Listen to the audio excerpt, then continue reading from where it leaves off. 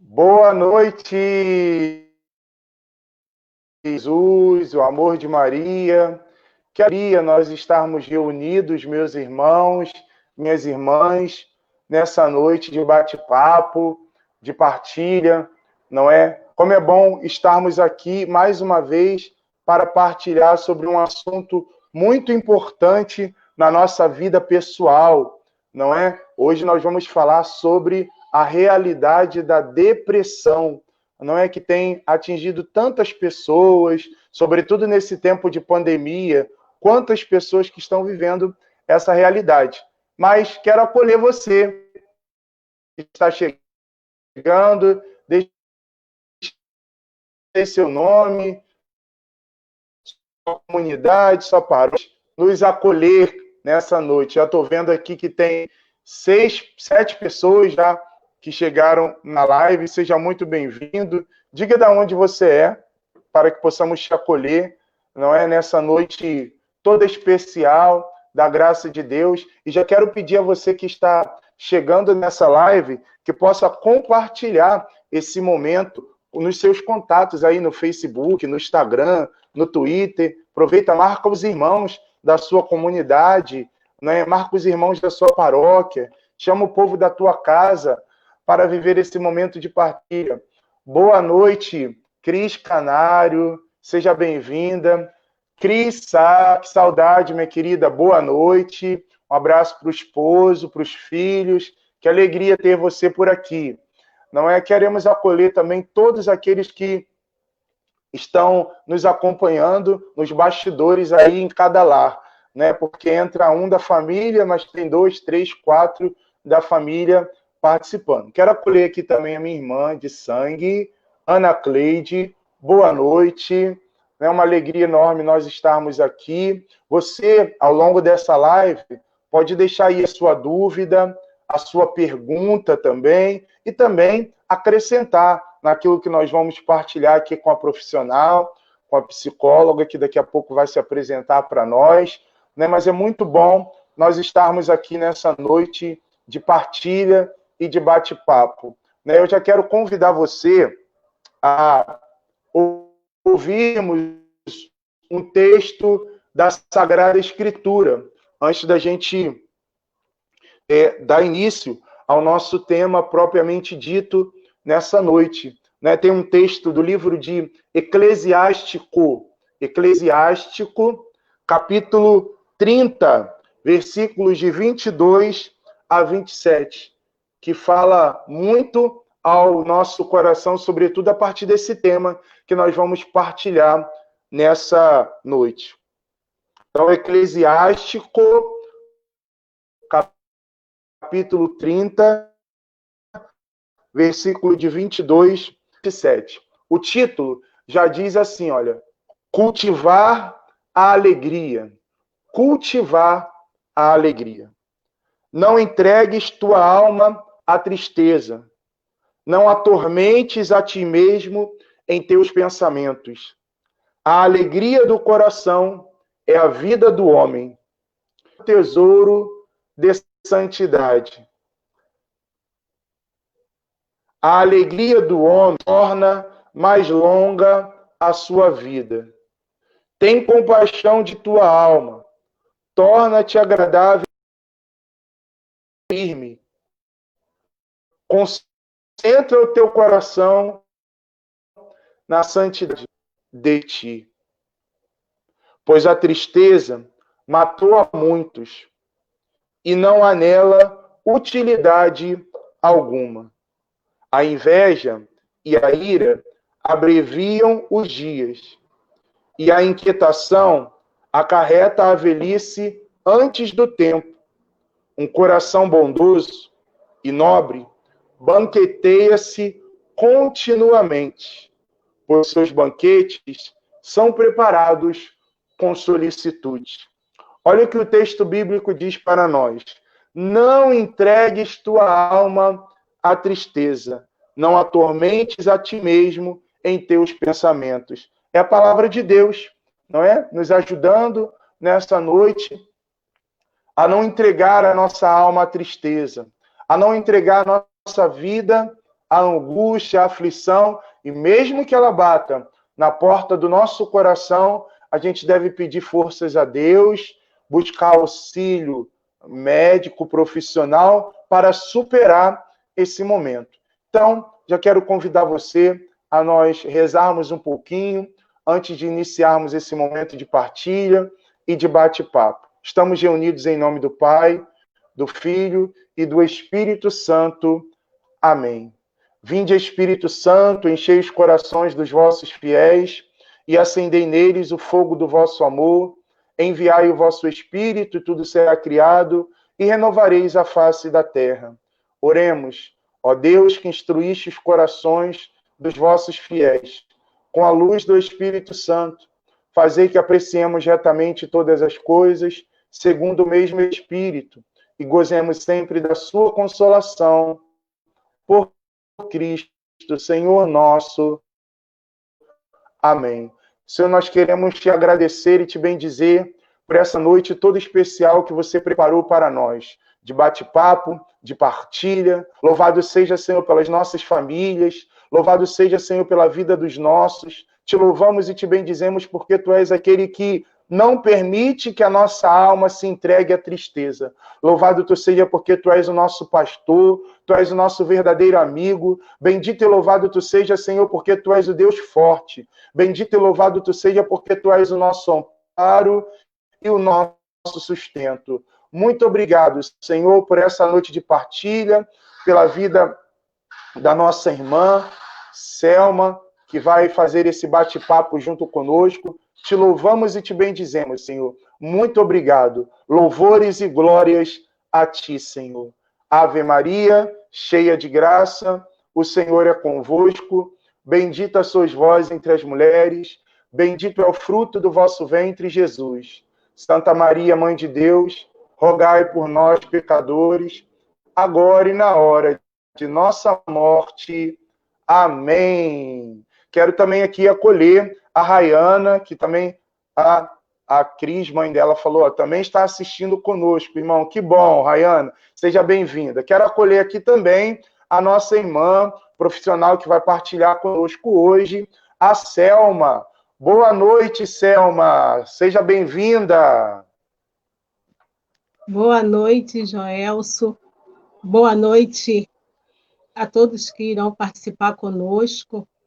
Boa noite, principalmente àqueles que necessitam desse reforço e desse auxílio para continuarem lutando por essa dor emocional. Trata da depressão, do que tem acometido tantas pessoas.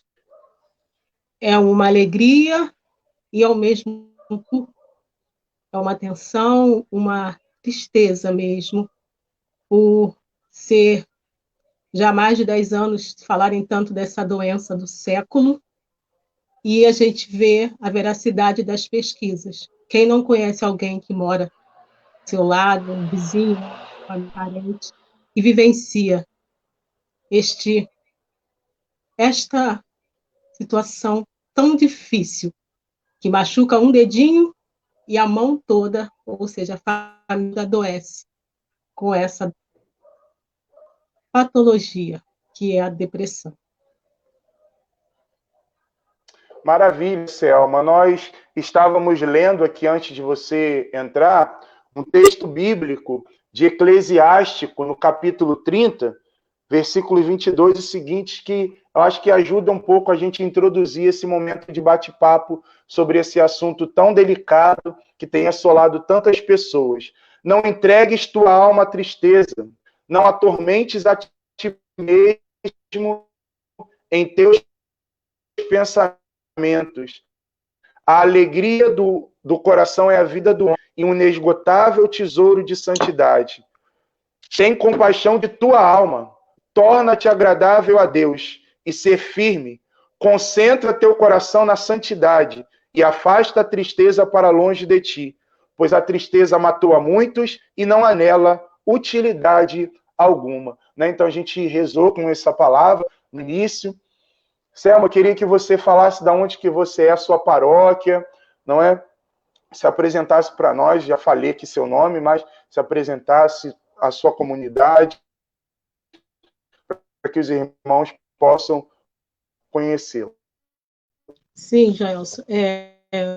Meu nome é Selma Regina Ibrahim. Eu sou filha da dona Carmelinda, de 91 anos. Vivi. Sou a caçula de 8 irmãos. Sou da paróquia de Nossa Senhora da Conceição. No momento, por questões assim de trabalho também, estou residindo na Leste. Participo da paróquia de Nossa Senhora da Conceição e participo da Igreja Católica desde nascença, né? E movimento da Renovação Carismática Católica há 26 anos. E com muita alegria eu exerço essa profissão da psicologia, entre a formação e os anos já de formada, são 8 anos, e especializando em arte-terapia, por conta de uma realidade assim, que eu fui me dando de acompanhamento com a dependência, com os dependentes químicos. Então, a arte-terapia tem ajudado e auxiliado muito, tem sido uma ferramenta maravilhosa para ajudar muitos jovens e adolescentes que enveredam por esse mundo da droga, e a perpassa também muito pela vida dos dependentes químicos, porque as substâncias psicoativas usadas hoje em dia estão cada vez potentes. Então, não tem outra palavra.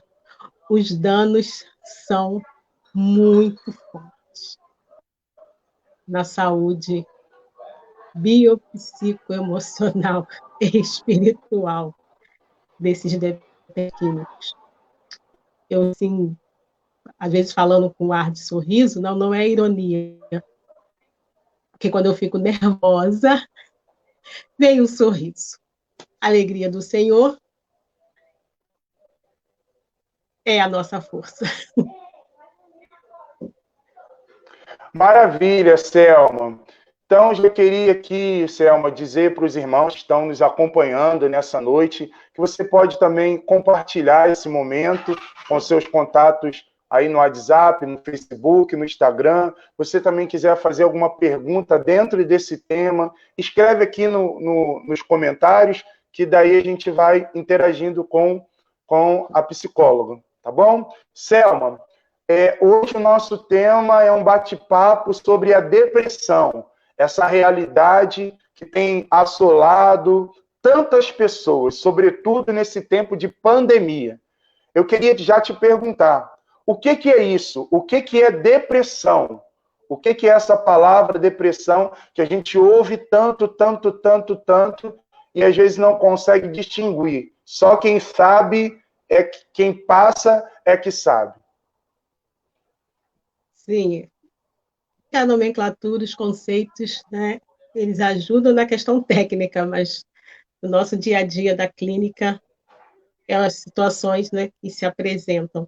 Assim, o termo de depressão, assim, a linguagem assim, corrente, tem sido impregnado para designar tanto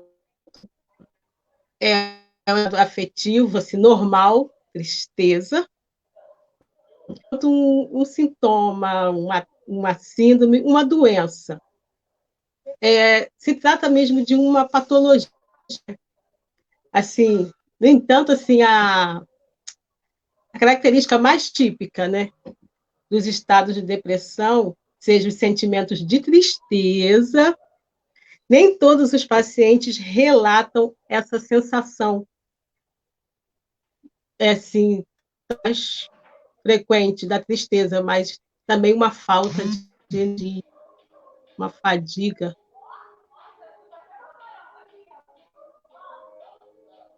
Daí até então, a depressão ela pode ser considerada um estágio de tristeza da alma, não é isso? Exatamente. uma queda, deprê, caída. Esse tempo, Selma, que nós estamos vivendo de quarentena, de pandemia, a gente ouve muitas pessoas relatando que tem aumentado. E aí a gente tem vários problemas emocionais que estão acontecendo.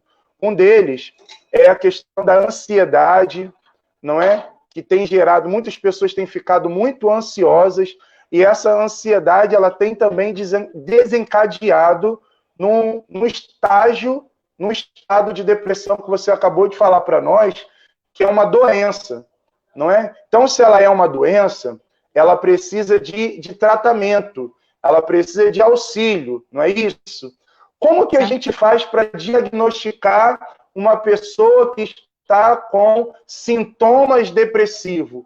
E você poderia trazer para nós quais são alguns exemplos bem claros de sintomas depressivos, para que a gente possa compreender e conseguir identificar isso? Então, assim, na questão do diagnóstico da depressão, a gente leva em conta, assim, os sintomas psíquicos, fisiológicos e os comportamentais. Então, a gente tem, assim, sensação de tristeza, que é a baixa autoestima, insônia, irritabilidade, alterações no apetite, fadiga, né, como já foi comentado, falta de energia, nos estágios mais avançados, ideação suicida e a tentativa de suicídio. Não é frescura, como alguns trazem na clínica, esse sofrimento a gente dá o nome de falta de responsividade, de sensibilidade, às vezes, de próximo, quando se começa a evidenciar esses comportamentos e esses sintomas na vida da pessoa. Isso que você traz é importante, Selma, porque a gente observa que é muito corrente isso na vida de jovens, até mesmo na vida dos adultos. Mas a gente observa que tem aumentado os casos de depressão na realidade da juventude, não é? E quando você traz essa reflexão que é no físico e no psíquico, olha, é uma coisa muito interessante isso que você traz, porque a depressão ela pode levar ao suicídio, não é? Então, um pai, uma mãe,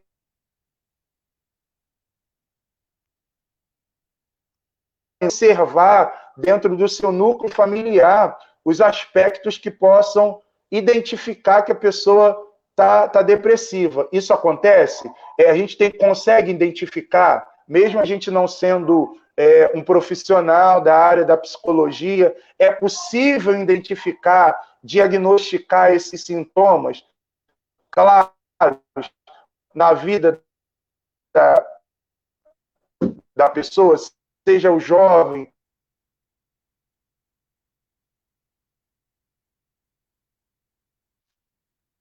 Eu acho que o Zóio só leva com a transmissão do Joelson. Ele está fazendo essa pergunta se é possível identificar. Eu costumo falar que pessoas estão assim artistas, mesmo pessoas que têm grande visibilidade, têm ajudado nessa compreensão desta patologia. E quando a gente vê, às vezes, assim, meio católico, né, como Marcelo, porque é tratável, mas a reincidência pode acontecer. Ele tem a consciência disso porque ele buscou a ajuda psicoterápica, né, ajuda medicamentosa com o psiquiatra, então ele é muito consciente, o padre Marcelo Rossi, que ele precisa dar continuidade a esse tratamento, como o padre Fábio também, Mas tem outras questões, além dessas pessoas que dão visibilidade a essa situação, infelizmente também, como os casos aumentam, tem pessoas que fazem muito bom uso das mídias e buscam também informações, porque na vida, da gente poder ter uma ferramenta para se tratar, para se informar de maneira correta, a gente tem que buscar esse entendimento. Como? Através da busca de um profissional, aquele filho, aquela esposa, aquela avó, né? Aquele aluno, a gente vai aprendendo e vai se formando, não só se informando, mas formando a respeito dessa realidade tão gritante na nossa sociedade. Você falou uma coisa que me chama também a atenção, Selma, que a depressão ela pode levar também a essa realidade do suicídio. E alguns pesquisadores dizem que essa realidade, quando a pessoa ela tenta atentar contra a sua vida, na verdade, ela não quer tirar a vida dela, ela quer tirar a dor que ela está sentindo na alma.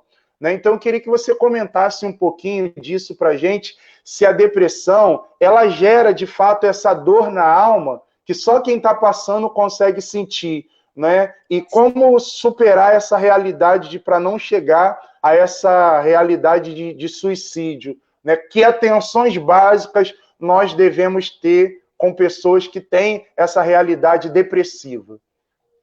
Aí que entra também essa ferramenta da psicoterapia. Por se tratar de uma patologia, há grandes e extremamente a necessidade de buscar ajuda médica, até porque a depressão, você busca, no primeiro momento, essa ajuda da medicina, através do psiquiatra. Ele é o mais associado ao psiquiatra, precisa também da psicoterapia para ajudar nessa dor emocional que a pessoa vivenciou ou está vivenciando, e já por ansiedade já sofre se vai viver mais à frente. Então, na psicoterapia, através da escuta empática e através de várias técnicas, no meu caso, a linguagem psicanalítica, nós ajudamos aquele paciente a acionar compartimentos do inconsciente dele, que nunca, nunca, nunca será destruído, toda a sua experiência nunca será destruída, que se encontra ali naqueles compartimentos e, através da psicoterapia, através de algumas intervenções do psicólogo, do psicanalista, aquele cliente ele vai acionando todo aquele material que precisa ser tratado, que precisa desse aparato para catarse, porque quando ele aciona, ele vai trazer situações muito difíceis que viveu na vida e que talvez empurrou com a barriga. Lá na frente esteja gerando aquela dor emocional e ele não tem a consciência disso. Muitas vezes uma criança vivencia um trauma, até mesmo um abuso, ela faz amnésia infantil e ela apaga e esquece daquilo dali, mas lá na frente, na adolescência ou na fase, aquilo pode vir à tona. Então, na psicoterapia, fazendo uma psicanálise, essa pessoa ela vai também fazendo um trabalho de investigação, aderindo todo um trabalho de investigação da sua própria história, do que possa estar gerando aquela dor emocional que pode ser lá de trás, mas pode ser ali pontual, como um desemprego, como um rompimento de um relacionamento, através da fala, ela vai buscando um tratamento daquilo que está gerando a dor nela e ela não consegue externar, ela não consegue nem explicar um troço, mas tão ruim, que alguns preferem, e às vezes há uma descarga também de alguns tipos de substâncias no organismo que geram também essa dor. oriunda de um trauma vivenciado, e ela não consegue dar aquilo para ninguém. As pessoas querem saber, quem convive junto quer saber por que isso está acontecendo, nem a pessoa tem uma resposta, mas a dor é tão intensa, que ela faz terrível de eliminar a própria vida, para encerrar com aquilo que se vê completamente impotente em relação àquela situação. É muito interessante, Selma, isso que você traz, porque a gente, com essa explicação, com essa orientação que você traz, que é correta, de identificou o problema, procurar o profissional, seja ele psiquiatra, psicólogo, psicanalista, isso vai ajudar no desenrolar do tratamento. Quanto mais cedo identificar, né, a pessoa se reconhecer que ela precisa de ajuda, melhor vai ser a maneira dela sair dessa realidade, desse quadro, né, dessa patologia que você traz aqui para nós. A Cris Sá diz assim, olha, depressão não é frescura mesmo. A Ana Cleide, ela fala assim, Selma, né, ela é catequista, né, minha irmã, em uma partilha com os jovens aqui na igreja, uma das jovens nos contou que uma amiga do colégio está se automutilando e os pais da menina falavam que era frescura. A jovem da igreja pediu um conselho e aí ela disse, falei para ela incentivá-la a procurar ajuda no colégio ou no conselho tutelar. Né? Você quer comentar alguma coisa sobre essa colocação que foi feita? As últimas frases, elas cortaram, eu não ouvi. Então, travou um pouco. Então, ela disse assim, Quando que a jovem da igreja nos pediu um conselho, e ela falou para incentivá-la a procurá-la, buscar ajuda no colégio ou no conselho tutelar, não é alguém para que possa orientar e direcionar nesse sentido.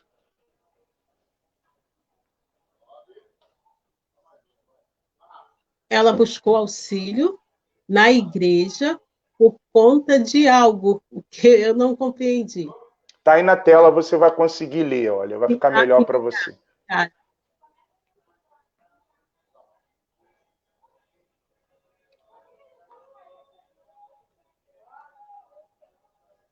Uhum.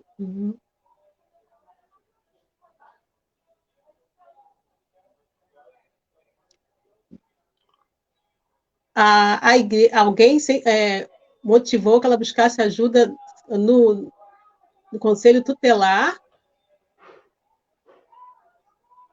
ou no colégio ou no conselho.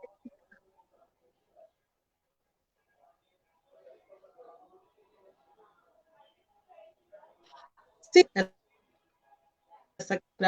para um CAS, para um acompanhamento terapêutico. Porque é uma pessoa, né, que ela na atenção. Que é uma pessoa que é uma amiga que participava da igreja que está se automutilando.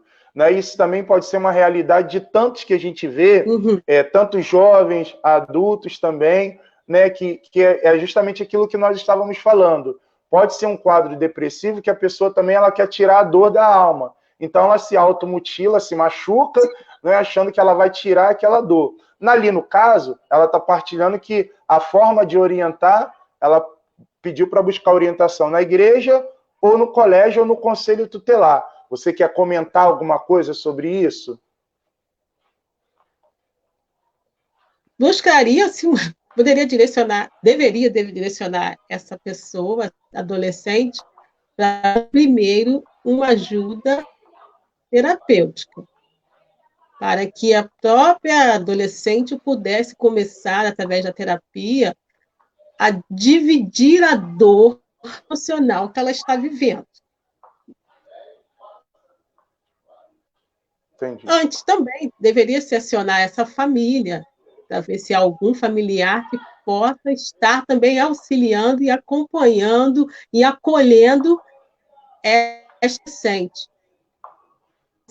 Não se sabe se a questão se agrava por questões familiares, por questões pessoais, até mesmo da idade, por a adolescência ser uma idade de conflitos se afloram muito mais, mas precisaria ter esses suportes familiar e o profissional. E, se é o caso da menina, da igreja também. Buscaria até mesmo o sacramento da reconciliação numa conversa com um sacerdote, esse sacerdote acionaria esse tipo de ajuda também ali em torno, porque cada vez mais as igrejas, né, as paróquias se preparam para esta realidade e é uma rede que precisa ser feita, a gente já saber para onde vai direcionar. A gente não consegue ajudar sozinhos. A gente traz a família, se é o caso dela, traz a igreja, mas traz também esse suporte também, que é o acompanhamento psicoterápico, e também direcionar para a unidade de atenção para buscar um psiquiatra, se for o caso.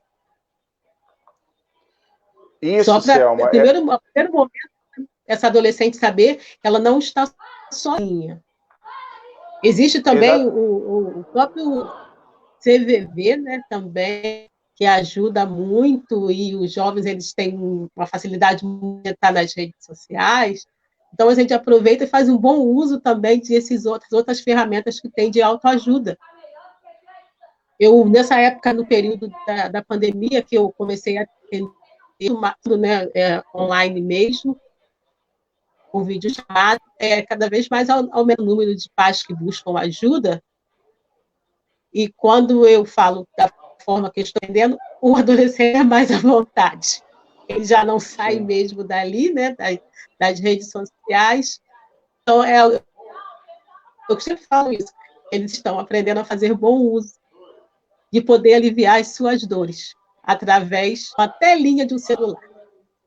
Então, é um caminho que a gente observa, assim, que a presença do pai, a presença da mãe, a presença aqui no caso, né, dentro dessa pergunta, a presença da igreja, a presença de um grupo de pessoas que possa orientar e que possa ajudar nesse sentido. Porque aí entra naquilo que nós estávamos falando. A gente começa a observar que aquele colega, que aquele amigo, que aquele pai, que aquela mãe, que aquele filho, que aquela filha, eles começam a ter certos comportamentos. Então é muito importante que o amigo, o pai, a mãe ou a pessoa da igreja tenha essa relação de empatia, não é? Para que possa se aproximar, poder ver como que vai ajudar, de que maneira, porque às vezes não quer partilhar em casa, não quer partilhar com o marido, mas o pai, a mãe, o filho, a filha, que vê o pai ou a mãe e o pai que vê os filhos, começa a observar e correr atrás de ajuda para isso, né? Então, acho que isso que você traz é algo fundamental, porque nós precisamos criar essas redes de ajuda, né? Exatamente. Esses grupos, essas rodas de conversa para o jovem, é extremamente curadora, porque ali naqueles bate-papos, descobrindo que eles não estão sozinhos nesta situação. Eles criam até, a gente, assim, da psicoterapia, assim, os amigos psicólogos, a gente até incentiva também que eles criem grupos para partilhar sobre suas experiências de dor emocional, aí né, emocional, e chamam, às vezes, um profissional para entrar naquele grupo também, para bater papo.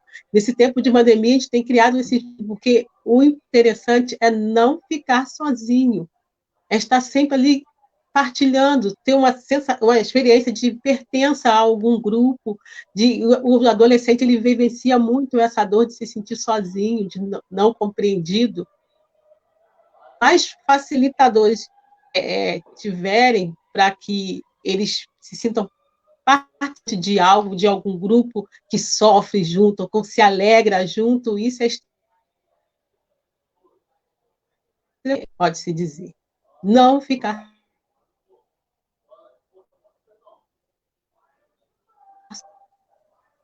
Perfeito. Então, Selma, olha, Seja de pais e mães espirituais, para fazer essa ponte, a fazer ação de esses grupos. Selma, quero, para a gente ir encaminhando aqui, te fazer mais uma pergunta, né? E os irmãos aí podem ir interagindo junto com a gente também, tá bom?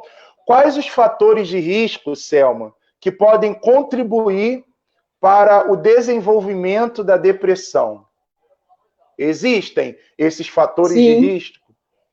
sim, E como eles contribuem para o enorme. desenvolvimento da depressão? O próprio histórico familiar. É isso que eu falo a questão da terapia. Histórico familiar. Porque, às vezes, fazendo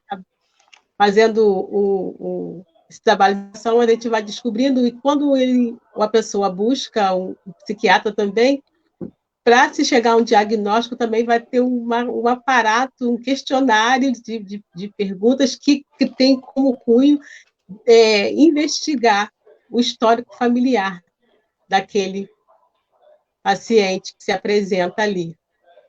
Tem outros também, no caso assim, tem transtornos psiquiátricos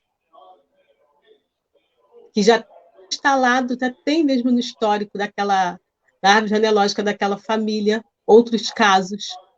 Isso contribui muito para que a depressão vai avançando mais, porque já existe ali, como hoje em dia a gente sabe, né, sempre teve, e assim, eu fiz esse caso, o meu família, de hipertensão. Eu sei Uhum. que existe um histórico de 6 tios, irmãos do meu pai, que faleceram de infarto.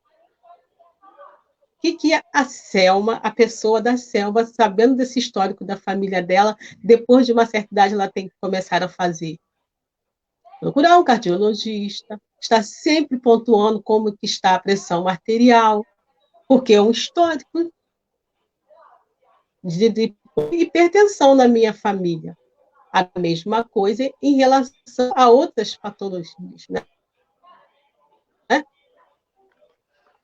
Assim, dependência também de álcool, né? E de drogas ilícitas também são um dos fatores que acabam acarretando ou pode-se dizer que favoreçam o desenvolvimento da depressão. Traumas psíquicos, o que nós estamos vivendo agora? O número de famílias enlutadas.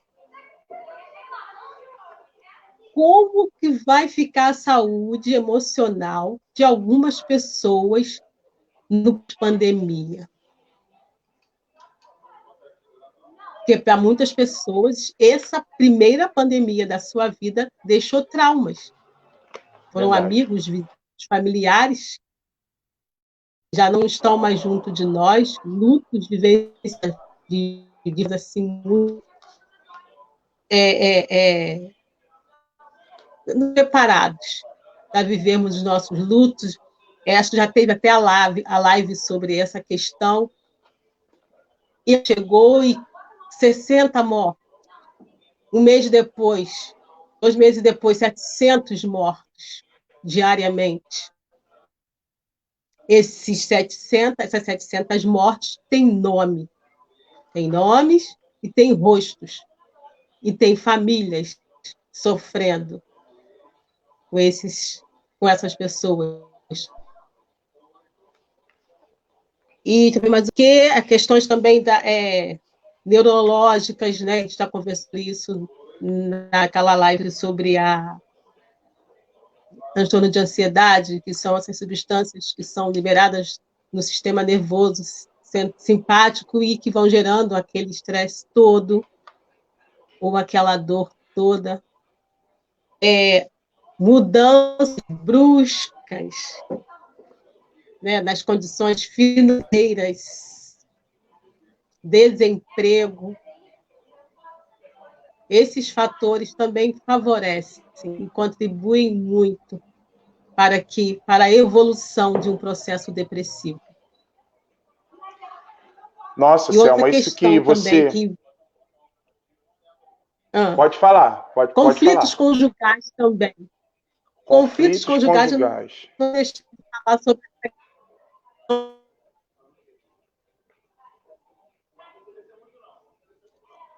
por conta de uma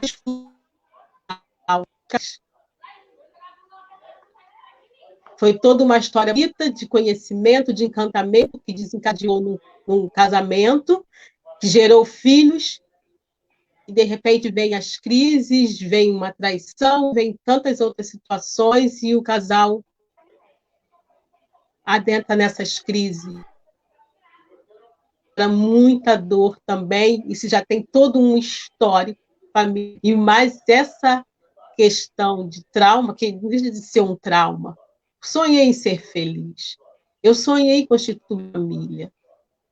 Eu não fui educado para poder abandonar os meus filhos. Meu pai não me ensinou isso. Não deixa de ser um trauma. Esses fatores também familiares contribuem muito para que uma depressão ser bem aflorada na vida de uma pessoa.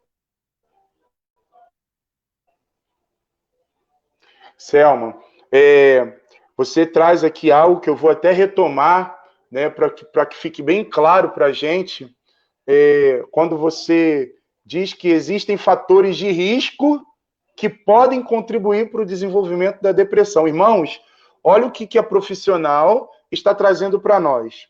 Histórico familiar, transtornos psiquiátricos, a injeção de álcool, ingerir álcool, drogas, traumas psíquicos, neurológicos, conflitos conjugais e etc. Isso é algumas coisas que ela está trazendo aqui para nós que podem gerar um desenvolvimento de um quadro depressivo. Olha como que nós precisamos ter esse cuidado, não é? Com o homem todo, não é? Com o nosso corpo, com o nosso físico e com a nossa alma, não é? Com a nossa alma. Os irmãos estão falando aqui que está travando, mas a gente vai seguindo e vai tentando aqui orientar.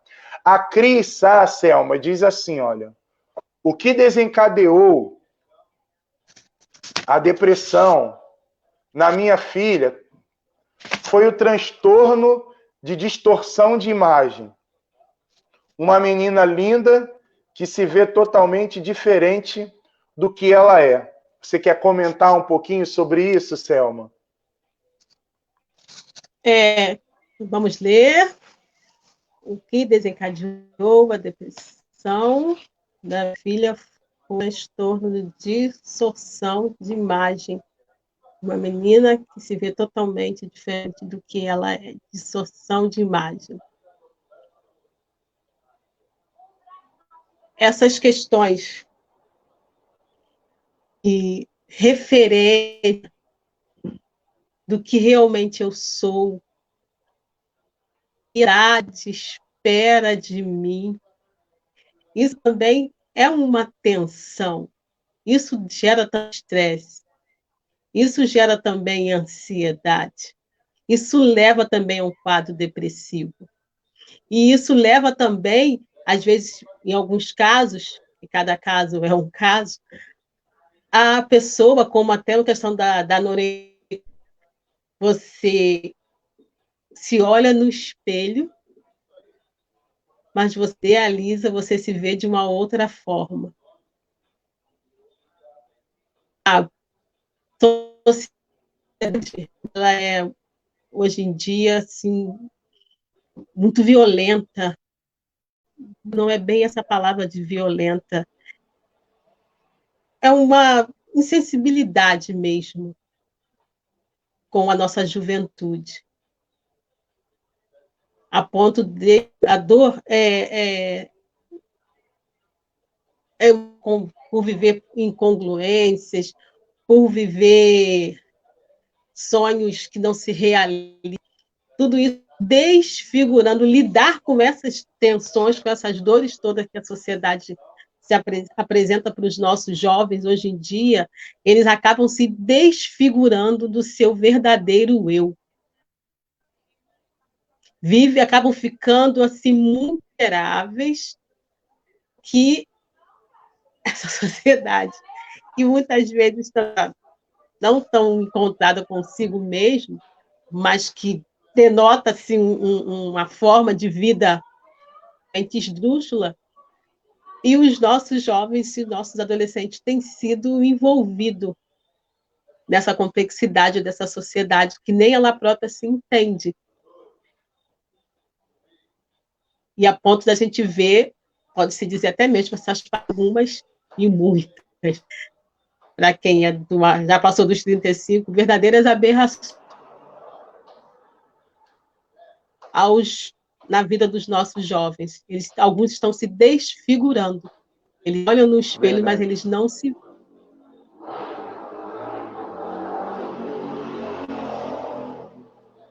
Verdade. Selma,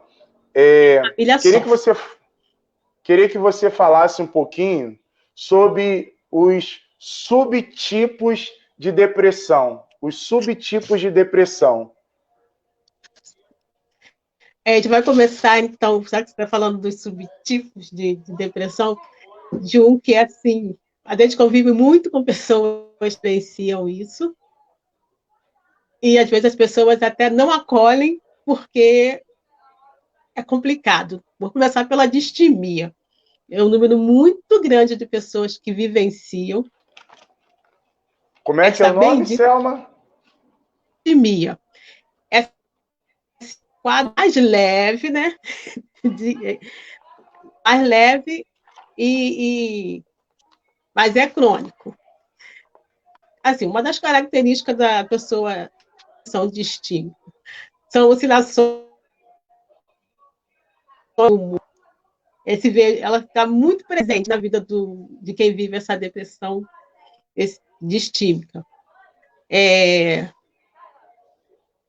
Sim, essa oscilação, esse mau humor, pode ser, né?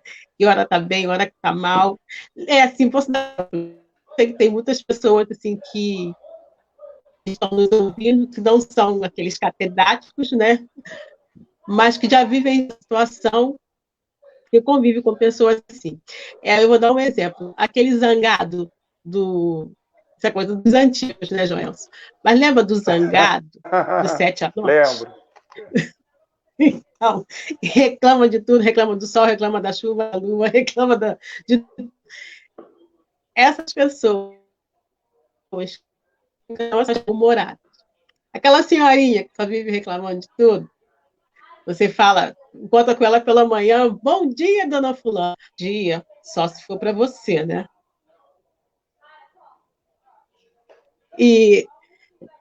Mas, assim, questão de comportamento, essa pessoa com depressão distímica, ela tem uma letargia, ela vive cansada. Detalhe, é sofrimento para a pessoa isso. Ela não tem prazer em fazer nada.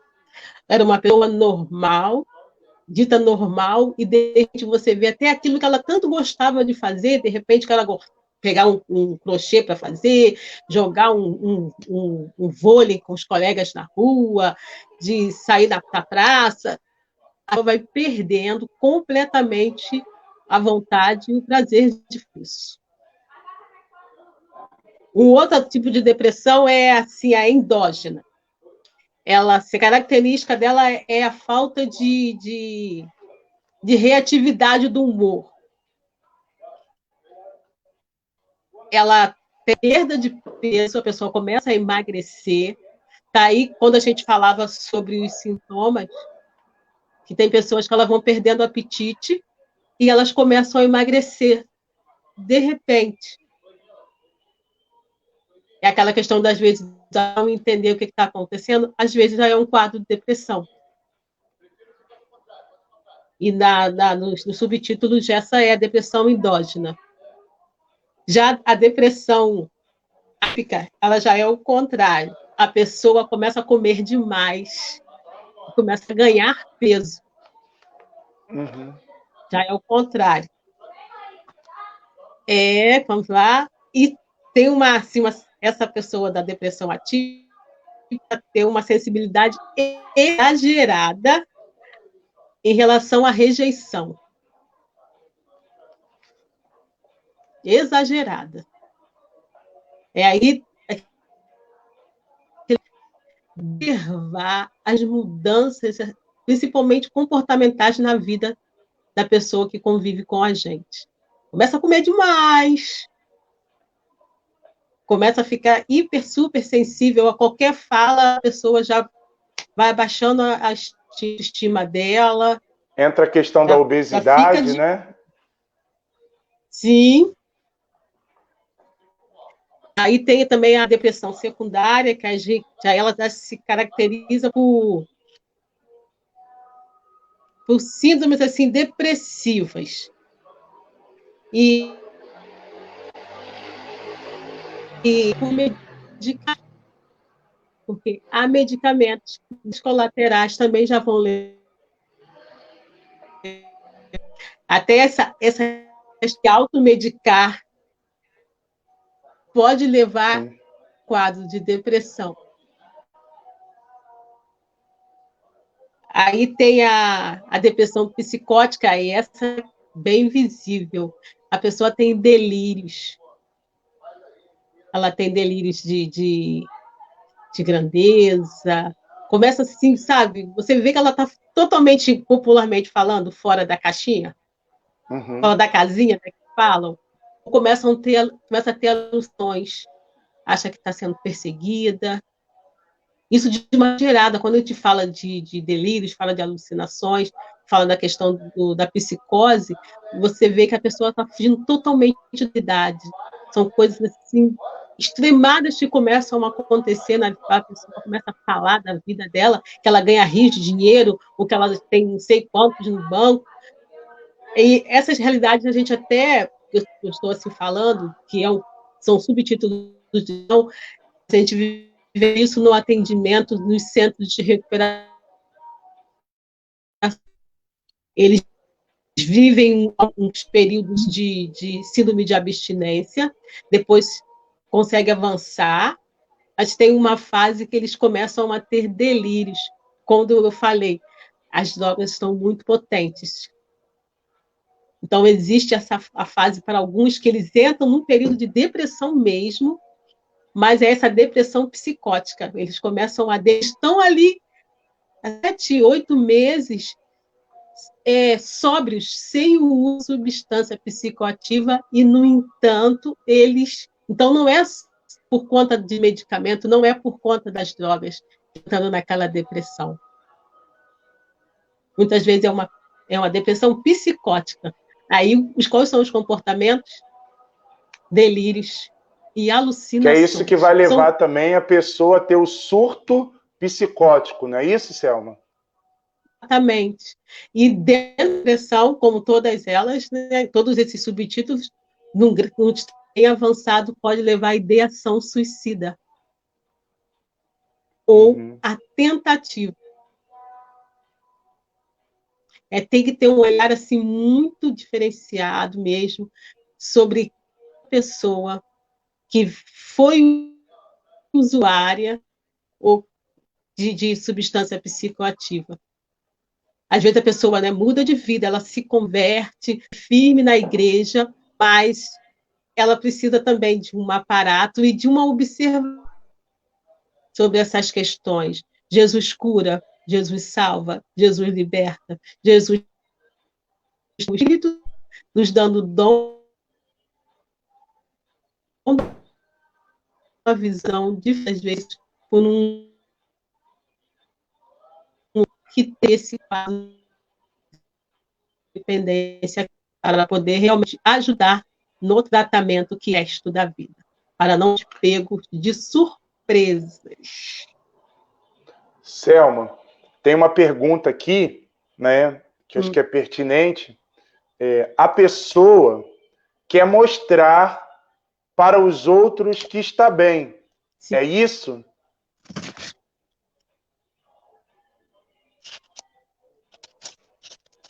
Como? Vamos ver. Há pessoas que querem mostrar para os outros que estão bem. Talvez é um processo de que a pessoa está vivendo. Quer admitir. E a gente vê muito isso nas redes sociais, aquelas fotos maravilhosas, todo mundo muito feliz e muito alegre, o exagero, a constância de mostrar e de provar, porque nessa sociedade capitalista que nós vivemos, né, esse relativismo todo, a maioria dos nossos jovens estão tendo dificuldade de lidar com a tristeza, com o não, com terminar uma faculdade e não conseguir um emprego. Para muitos, já até mais exigente, terminar um ensino médio, eles estão recém-saídos ali, né, de uma adolescência na fase adulta e não conseguir se realizar. A realização pessoal de uma pessoa é muito importante. Então, a gama de gente sempre fala, aumentou o número de desempregados, não tem emprego para muitos. Agora, se a gente pegar desses casos, ainda mais se tratando de um pai de família, de um jovem recém-chegado no mercado de trabalho, às vezes noivando, querendo casar, e vivendo esse tipo de situação, é um sofrimento, e que pode se agravar, gerando até mesmo um transtorno, ou uma síndrome. E a gente não está sendo preparado, tem algumas pessoas que têm até falado, eu sou da geração do metiolate. Uma que está chegando agora é a geração do Povidine, porque a geração do metiolate, para poder se curar daquela ferida, daquele arranhão, daquela queda da bicicleta, a geração do metiolate, para curar doía. É a geração que tomava também o boldo para curar, descia terrivelmente, mas era para curar. Nós estamos formando uma geração do Povidine. Não dói nada quando eu me machuco o remedinho que coloca. A vida não é assim. Mas se você vai viver numa constância dessas facilitações, você vai ficando fraquinho. Para quando a dor chegar. Para quando a demora, quando tiver que sofrer as demoras de Deus para se alcançar algo na vida, eu não vou ter esse suporte.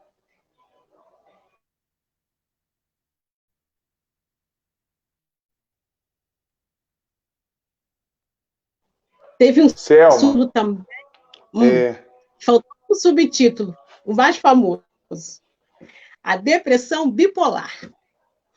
Depressão bipolar. Ela inicia assim com um episódio depressivo assim bem forte mesmo, né? Assim, quanto mais precoce se percebe que inicia, né, o tratamento, é melhor. Geralmente acontece assim, esses episódios na adolescência. Do nada, parece que é do nada, pum, aquele adolescente ou aquele adulto entra numa depressão. Mas quanto mais rápido entrar com o tratamento para essa pessoa, vai ser melhor, porque se há um histórico familiar de bipolaridade, de depressão, de abuso de álcool, quando se fala até da questão do abuso de substâncias, porque muitas pessoas têm essa depressão bipolar, esse transtorno de bipolaridade, ele é um distúrbio psiquiátrico muito complexo. Uma das características é a alternância de episódios de depressão e de euforia. Todo mundo conhece pessoas que mudam muito e logo fala. De manhã está nublado, de tarde está ensolarado. A mudança no humor também, né? Tem essa relação com o humor. Ela vai de um extremo ao outro, né? tanto dessa intensidade de duração. Para a pessoa que é acometida por esse transtorno de bipolaridade, o sofrimento é intenso. A exigência, o sofrimento psíquico é muito intenso. Aí essa depressão bipolar, com esse subtítulo, fala-se também de maior o grau de ansiedade que vem também, evidencia que é uma depressão que vai evoluindo mesmo para essa bipolaridade. É um sofrimento muito grande, muito grande. Só quem sabe, quem já vivencia com pessoas, entende o quanto é difícil lidar com a pessoa alternando os seus estados assim de humor de uma forma tão brusca, tão intensa e, para alguns casos, tão duradoura, e é muito complicado. Selma, aí nesse sentido eu observo assim que precisa muito do amor, não é? Se é um pai ou uma mãe, se está vivendo isso com o filho, precisa muito do amor e do entendimento, além da terapia, do auxílio médico, do amor familiar, para entender que é uma tempestade que se está passando, só que essa tempestade ela vai passar, mas às vezes parece que ela não vai passar. Então, acho que a influência da família, do pai, da mãe, dos irmãos, ajudando nesse contexto, gerando esse ambiente de amor, acho que pode evitar também muitos problemas extremos, por exemplo, a realidade do suicídio, não é? Então, amor com cuidado, tendo atenção, tendo se prestar atenção, não é? Eu acho que isso é muito pertinente de falar.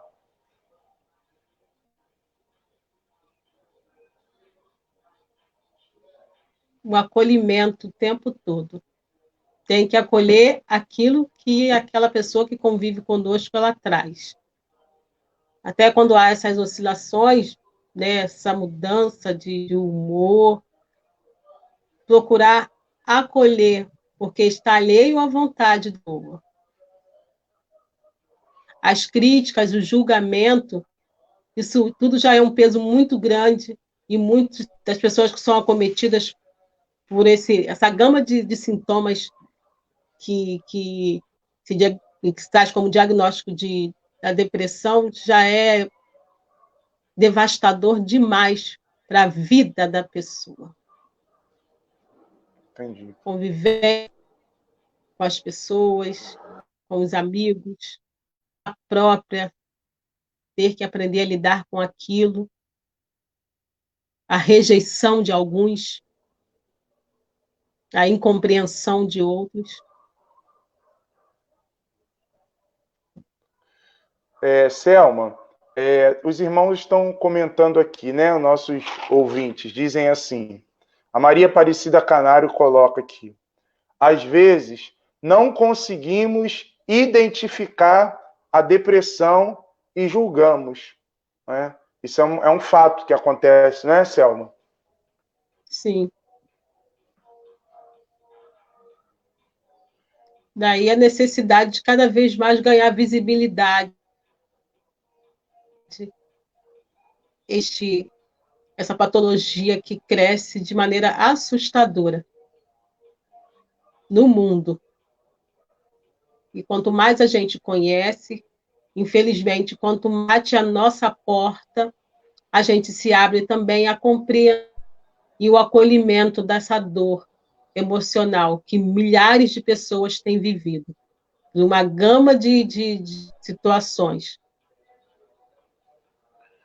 Tem mais uma pergunta aí, Selma, né? Uma pergunta não, uma contribuição. Ainda tem muito preconceito para começar o tratamento. A família não aceita dizendo que é frescura, não é? Acho que o primeiro caminho é o caminho da aceitação, né, Selma?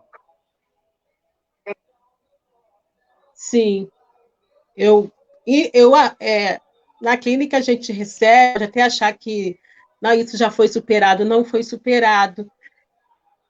Adolescentes, então, até porque pessoas, até mesmo líderes religiosos, não compreendem, alguns não compreendem, é muito interessante que se passe, que possam buscar conhecimento, é uma exigência da nossa sociedade a respeito das síndromes, porque na clínica a gente recebe mais assim, vindo dos adolescentes, né, dos jovens, de até mesmo às vezes na igreja falar que não, você vai resolver tudo isso aqui, você não está tendo fé o suficiente, é um grande sofrimento, principalmente para o adolescente que está começando a se conhecer, a amadurecer, tanto na sua questão de vivência, dos seus sonhos, dos seus projetos, mas também até mesmo na vivência com as suas próprias pernas, espiritualidade, e às vezes ouvir de uma liderança que você está tendo pouca fé, por isso que você está vivendo isso, por isso que você está inundado nesse sofrimento. Acho que é uma palavra que não Empatia. deveríamos dizer nunca. Ou empatia, né? Porque isso que você fala, Selma, é uma coisa assim que eu particularmente eu me policio muito nisso. Quando alguém partilha algo, a gente sabe de algo, procura entender por que a pessoa está passando por aquilo, antes da gente ter um pré-julgamento de dizer, olha, ela não está participando, mas será que ela não está porque realmente ela não quer? Será que tem algo, né, que está dentro dela, que é o conflito dela, né? Então, acho que passar por esse caminho do entendimento, da escuta, sabe, de entender a realidade do outro, isso é muito importante para a sobrevivência humana, não é? Se colocar no lugar do outro. O que eu não quero que me faça, Sim. Eu também não devo fazer para o outro, né? Jesus falou muito sobre isso, não é? Então, a gente ter isso. Eu falo de Jesus porque eu já li um livro que ele fala Jesus foi o maior psicólogo que já existiu, porque Jesus ele se identificava com as pessoas, ele entendia, né, o temperamento de cada um, ele lidava com temperamentos tão delicados ali no grupo dos 12, não é? E é um ensinamento para nós. Nós somos cristãos, mas isso fala muito forte ao nosso coração, de olhar para o nosso Mestre Jesus e entender que nele tem solução para tudo. Nele tem... O livro do Viktor Frankl? Sim, do Viktor Frankl. Terapia, né? Que ele fala sobre o sentido do sofrimento na gente. Então, vamos seguindo aqui. Selma, olha, temos aqui mais algumas perguntas aqui, olha. A Vivian está pedindo para... Poderia falar um pouco da depressão pós-parto? Sim, Vivian. Você está filha crescendo, né, Vivian? Saudade de você. Se é que a vida tem o que eu estou pensando. Sim, a Vivian Coelho. A Vivian. Isso, saudade, Vivian. A depressão pós-mês já é uma realidade também que não é compreendida por muitas pessoas. Quando iniciou uma gestação, já começa já as mudanças hormonais na vida de uma mulher. E em casos que a criança nasce, vem esse momento para algumas de não conseguir amar aquela criança. Muito vem a repulsa, onde todos esperam, né? Porque é o natural. Ver aquela criança durante 9 meses era o maior desejo, e quando vem aquela criança, vem esse pensamento. Ela foge da realidade da pessoa. Ela olhar para aquele bebê e ter repulsa daquela criança. como a CIA, que eu me vejo de uma forma, como tantas outras síndromes que mexem com o metabolismo psíquico de uma pessoa, que precisa também buscar essa ajuda, porque a questão dessa realidade e de tantas outras, a pessoa sofre porque ela quer amar, ela quer acolher aquele bebê, mas vem na dela, em alguns casos, até mesmo eliminar aquela criança. Olha, pode-se dizer um absurdo, algumas pessoas que não compreendem que ela está sendo acometida por uma síndrome. Quando se fala de síndrome, é algo que não vai bem, é uma alteração nas questões da ideia da pessoa.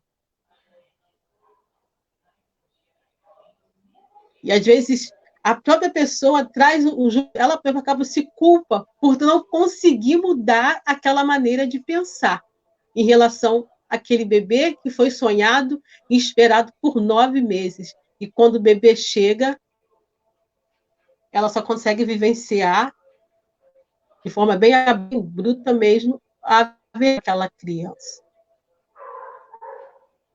A gente, quando faz as nossas pesquisas a respeito disso, a gente vê também, para ganhar visibilidade, quantas mulheres famosas vivenciaram isso.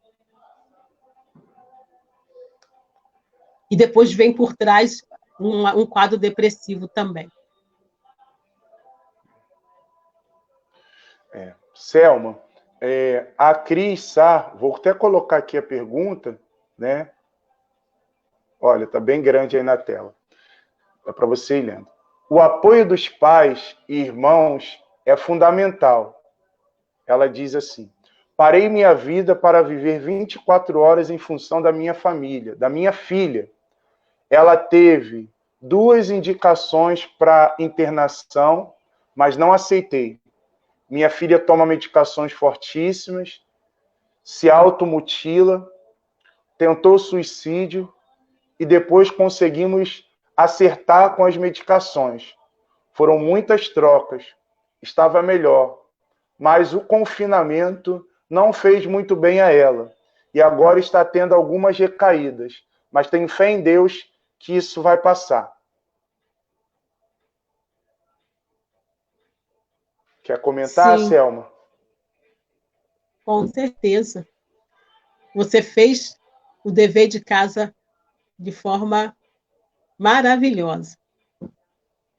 Porque a gente, como dizer de forma assertiva que se trata, mas pelo a forma que você foi narrando, aparentemente é um quadro de depressão, né, bipolar. Começou muito intensa, mas você buscou ajuda rápida, buscou rápido. O que está acontecendo agora com a pandemia?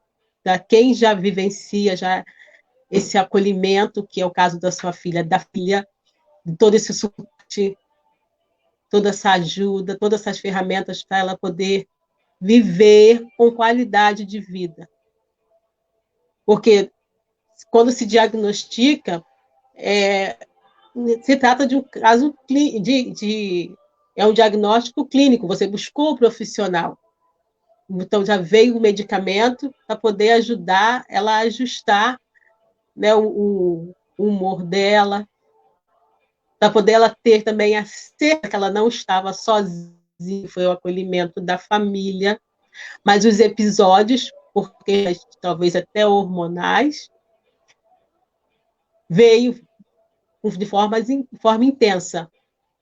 Mas você sempre ali ajudando ela a compreender, minha filha, há algo diagnosticado, mas é algo tratável. Você não é a única que está vivenciando isso. O adolescente ele vive muito sensação de isolamento, de acontece comigo. Então, quando entra a família, entra a ajuda médica, entra a ajuda médica,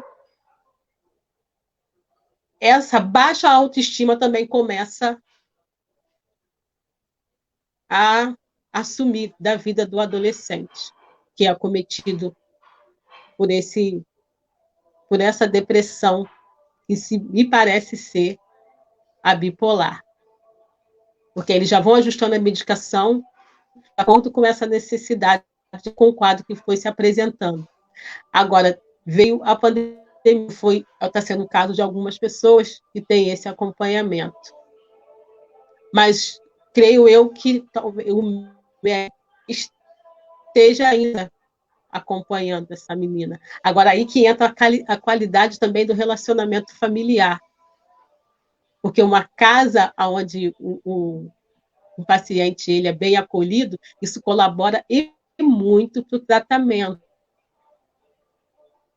E, mãe, creia em Deus, que Deus vai continuar te dando realmente essa força e esse olhar empático sobre a realidade que se apresentou na vida da sua filha, mas que é tratável, como uma diabetes, como a hipertensão, como uma gripe, é tratável e você está indo pelo caminho certo. Selma, tenho mais uma pergunta aqui para te fazer, né? Para a gente ir encaminhando já para o finalzinho da nossa live. Falei para você que seria muito... É um tema assim que você tem que fazer em 3 partes e com outros profissionais. Você também, a gente precisa trazer um psiquiatra também, para ele poder dar mais, ajudar mais famílias a buscar esse aparato sem preconceitos. Maravilha, maravilha. Vamos ter um segundo bloco segundo bloco lá para setembro, outubro, sobre a saúde mental, emocional. Tem surpresa por aí. Selma, como se prevenir da depressão? Como se faz para prevenir da depressão?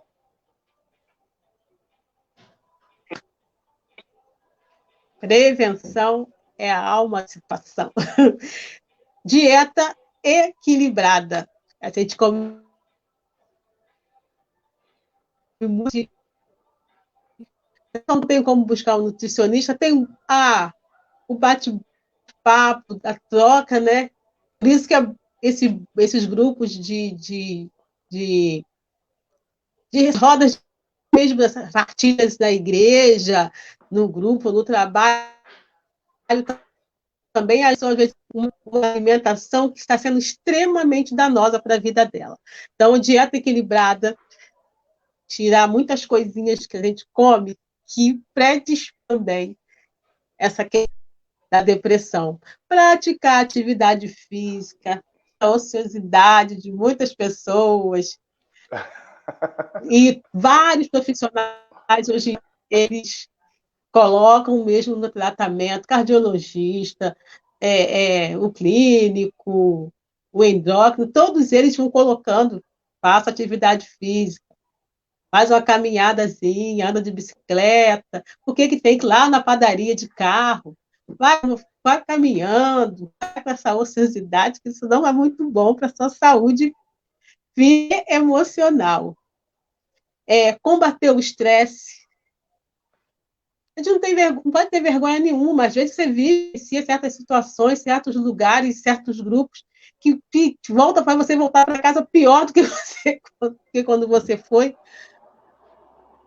Evita certas coisas. Perder, às vezes, até uma discussão também. Às vezes as pessoas batem boca lá no Face. Poderia ser um momento de entretenimento, vai para lá para pegar e discutir, ou para ouvir desaforo.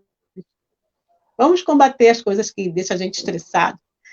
Evitar o consumo de álcool. A meu ver, não. Aparentemente, assim que eu me entorpeço, aliviou todas as minhas tensões.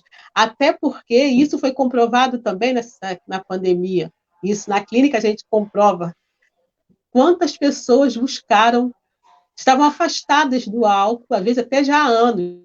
Entrou a pandemia, correu poder se entorpecer para não fazer o enfrentamento da ação. Vai morrer todo mundo.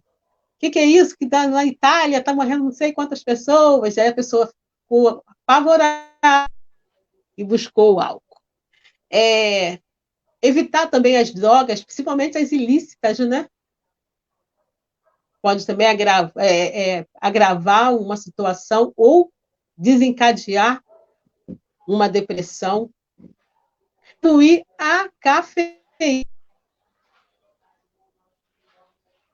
Tudo assim, consumido de uma forma exagerada pode gerar danos para a nossa saúde, não só física, emocional também. Então, diminuir um pouquinho o café.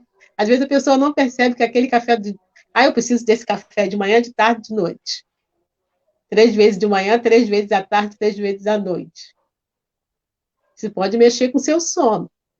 Pode gerar até uma irritabilidade, porque dormiu mal. E se um quadro já está querendo se instalar na sua vida, pode complicar. E não interromper o tratamento se está fazendo. Já estou cansada de tomar esse medicamento, chega. Espere a alta do médico. Ele que te acompanha, ele sabe como que o quadro está evoluindo ou está regredindo. Ele sabe. Então, não. Maravilha. Selma, a Maria Aparecida Canário, ela pergunta assim, evitar comer o quê? Ela está dizendo, né? Evitar comer o quê? Eu falo das rodas de bate-papo, como que é bom, né? Açúcar branca. Quando a gente come aqueles chocolates, como que os jovens fazem mesmo? É chocolate de brigadeiro, né? De panela, é uma coisa De assim. panela, de panela. Ali come, ali tem aquela açúcar branca que, no primeiro momento, assim que a gente tem chocolate, tem aquelas barras de chocolate também, aquele todinho de forma exagerada. Assim que a gente toma, aquilo dá um prazer, alivia qualquer tipo de tensão em que se daria, tecnicamente, qualquer tipo de dor emocional, ela é aliviada quando você consome esses doces, esses chocolates, carboidratos com exagero.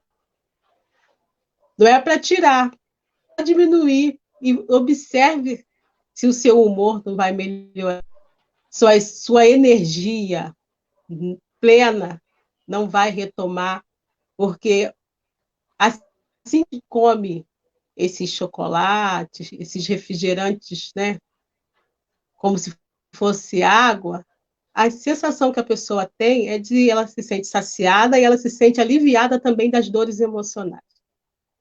Tem um refrigério e é rápido. Passa o efeito, o humor cai de maneira assim muito bruta. É só a pessoa começar a se observar. Aquele prazer enorme de consumir aqueles alimentos é porque alivia rápido, mas também cai rápido o humor da pessoa. Deprime a pessoa rápido. Por isso que muitos buscam com mais voracidade. Abriu aquele saco de bombom, que tinham 10 bombons, come um, come dois, come três, come sete, e come os 10, 40. E depois que passou tudo isso, esse prazer enorme, esse alívio enorme, o seu humor vai cair feio. Então, tudo que se come sem exageros é saudável, mas tenta evitar essas ações doces que tem essa açúcar branca. Daí tantas pessoas usando outro tipo de açúcar, porque descobriu ou experimentou a mudança na sua vida, na novidade de vida. Perfeito. Selma, uma última pergunta aqui que eu quero te fazer. Como que faz para tratar a depressão? Aí que entra também essa outra respeito aos profissionais. Se tratando de depressão, o tratamento realmente ele é medicamentoso, sim, e psicoterápico. Assim, a escolha do medicamento por aquele quadro, depois de toda aquela investigação que foi feita pelo psiquiatra. Então, a escolha do antidepressivo, ela vai ser feita de acordo com aquele, como a gente falou bem rápido, sobre aquele subtítulo de depressão que foi evidenciado. Aí, depois, como é mesmo? Ele e porque, assim, tem muita gente, qualquer esquina, não é bem esquina, né? Mas qualquer farmácia, infelizmente, a gente acaba até comprando esses antidepressivos sem acompanhamento médico. Que é errado, né? Extremamente errado. Por quê? Ele ter feito todo aquele trabalho de pesquisa, do histórico familiar do paciente, e também aqueles sintomas, ele vai ver qual é o melhor antidepressivo, ele vai ficar fazendo um acompanhamento. Tanto é que quem teve essa questão da depressão na vida e precisou de buscar esse profissional, tem que retornar periodicamente na consulta, porque ele está ali ajustando aquela medicação. Quando fala controlada, remédio controlado, é porque é controlado pelo profissional. Ao bel prazer do paciente, mas é o profissional que ele vai ajustando e vai controlando.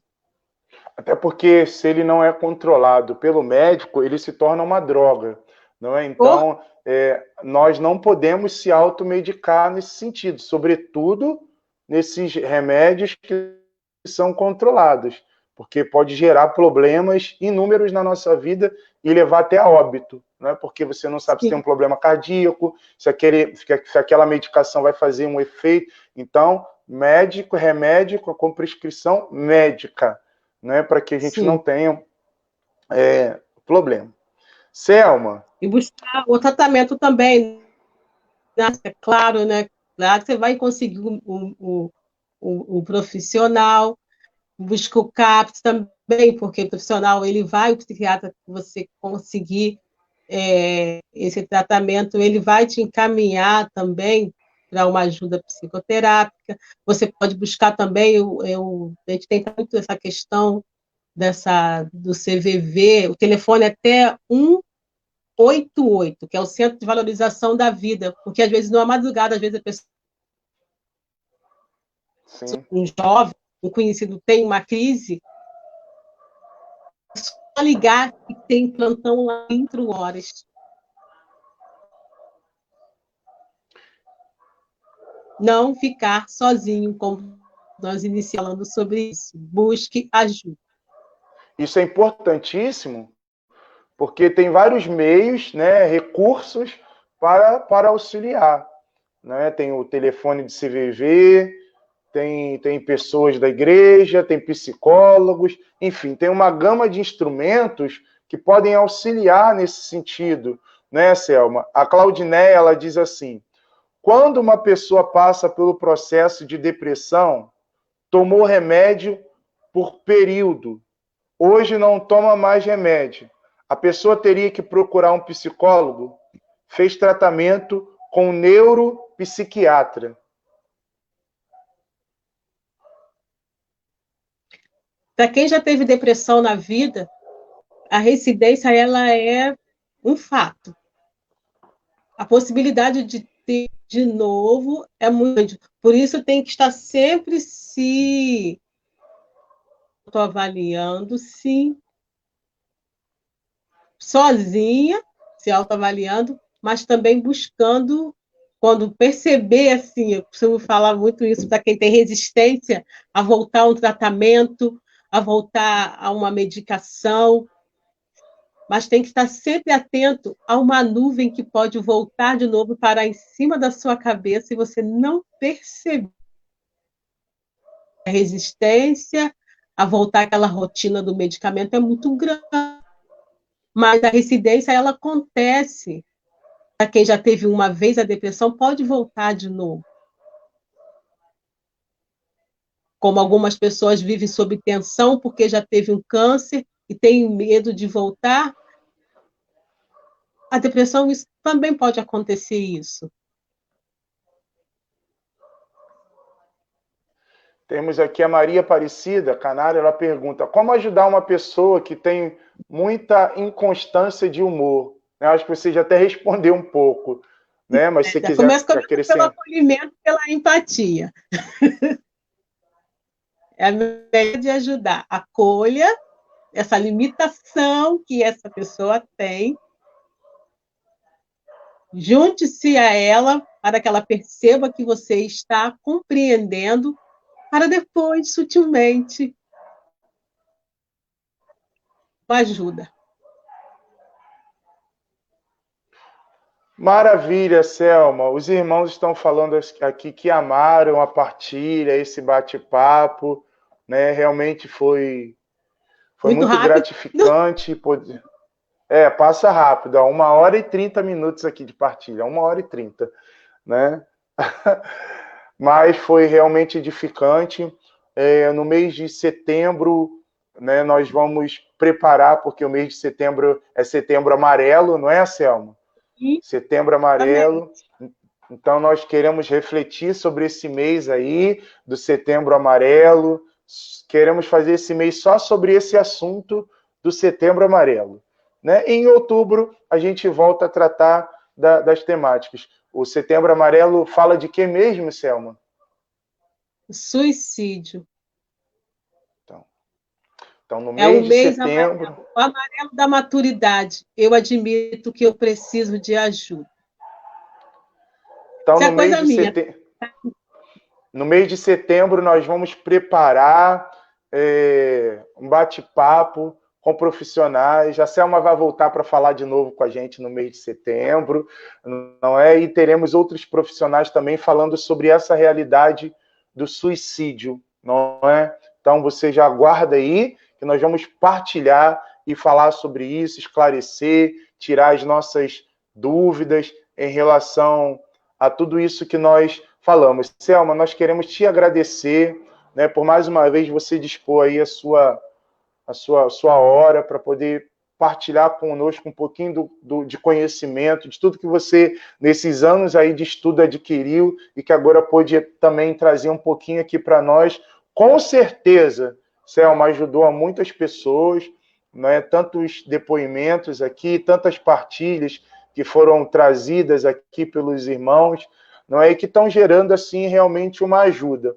Selma, se as pessoas, depois dessa pandemia, quiserem te procurar, aonde que você atende, né? Tem alguma clínica, tem algum telefone, tem algum e-mail, né? Eu quero ser acompanhado pela psicóloga Selma Ibrahim. Como é que faz? Eu vou deixar o meu telefone, o meu zap, né? Porque pelas situações a gente respeita a ciência, né? Mais do que nunca, então, atendimento por enquanto, pelos próximos, creio eu, que 3 meses, continuará, mesmo por chamada de vídeo, até mesmo por telefone, em alguns casos. Não há possibilidade ainda de estar na clínica atendendo. Nós respeitamos a seriedade do momento que nós vivemos, então não há possibilidade. O meu zap é 976 69 2294. 976 2294.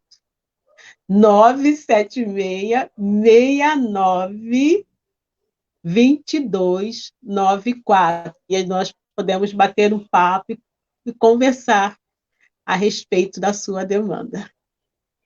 Tem atendimento online também que vocês estão fazendo, não é, Selma? Já pré-agendado, marcado. Sempre. Maravilha. Maravilha. Também, participo deles, até indicado por você, Joelson, muito obrigado. Ah, que Vamos bom, lá, graças a Deus. aquele atendimento gratuito também. E, Joelson, acho que tem esse contato do projeto. Mesmo Tenho. que não consiga pessoalmente comigo, mas terá outros profissionais que possam lhe atender. Psicoterapia gratuitamente. Iniciamos no início da pandemia, estamos até hoje. É gratificante também ver o que nós podemos ajudar. Maravilha. Vamos encerrar. É uma pena, né? A gente poderia ficar aqui partilhando mais tanta riqueza que a gente pôde partilhar hoje. Muito obrigado, você que nos acompanhou, não é, nessa noite de live, de partilha.